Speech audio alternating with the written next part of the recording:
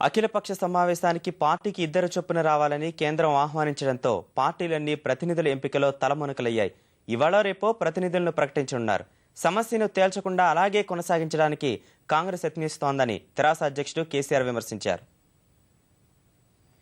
తెలంగాణపై అఖిలపక్ష సమావేశానికి రావాల్సిందిగా పార్టీలకు లాంఛనంగా ఆహ్వానాలు అందటంతో ఎలాంటి వైఖరి అనుసరించాలన్న దానిపై పార్టీలు మల్లగుల్లాలు పడుతున్నాయి. 2 సభ్యుల చొప్పున హాజరు కావాల్సిందిగా పార్టీలకు కేంద్ర హోంశాఖ ఫ్యాక్స్ పంపించింది. కేంద్రం కోరినట్లు 2 పంపించాలా లేక ఒక్కరినే పంపించాలా అన్న విషయమై పార్టీలు మల్లగుల్లాలు పడుతున్నాయి.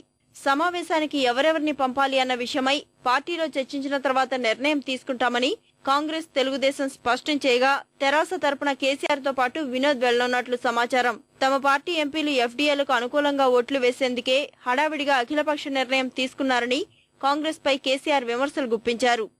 ఎవడన్నా మెడ మీద తలకాయనుడైతే నిజంగా సమస్య పరిష్కారం చేసినైతే ఆయనే చెప్తాడా? ఇద్దరిద్దరు మాపును మీ పార్టీకి వెళ్ళండి. దాని అర్థమైంది, ఓ ఆంధ్రలో మాపును, తెలంగాణ మాపును. వాడు అది మాట్లాడితే వీడిది మాట్లాడతాడు.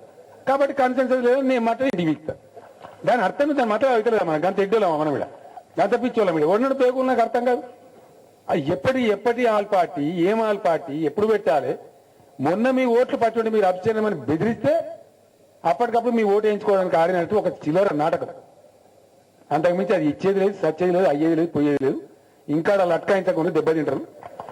ప్రజల కోపం వస్తుంది. కోర్ కమిటీ నిర్ణయం మేరకు అభ్యర్థిని పంపుతామని భాజపా తెలపగా ఇంకా లేఖలే అందలేదని లోక్సత్తా, వైకాపా స్పష్టం చేశాయి. మరోవైపు సిపిఐ తరపున నారాయణ, గుండా మల్లేష్ సమావేశానికి హాజరు కానుండగా సిపిఎం తన నిర్ణయాన్ని నేడు వెలువరించనుంది. ఎంఐఎం మాత్రం తన నిర్ణయాన్ని ఇంకా ప్రకటించలేదు. పార్టీల తరపున ఎంతమంది హాజరైనా తెలంగాణకు అనుకూలంగా ఒకే నిర్ణయం వెలువరించాలని తెలంగాణవాదులు డిమాండ్ చేస్తుండగా రాష్ట్ర వ్యాప్తంగా ఉన్న పరిస్థితిని వివరించాలని సీమాంధ్ర నేతలు సూచిస్తున్నారు. అధికార కాంగ్రెస్ పార్టీ తరపున ఎవరెవరిని సమావేశానికి పంపించాలన్న దానిపై తర్జన భర్జనలు నడుస్తున్నాయి. తొలి సమావేశానికి హాజరైన కావూరి సాంబశివరావు ఇప్పుడు ఆ పార్టీతో అంటిముట్టనట్లు వ్యవహరిస్తున్నారు.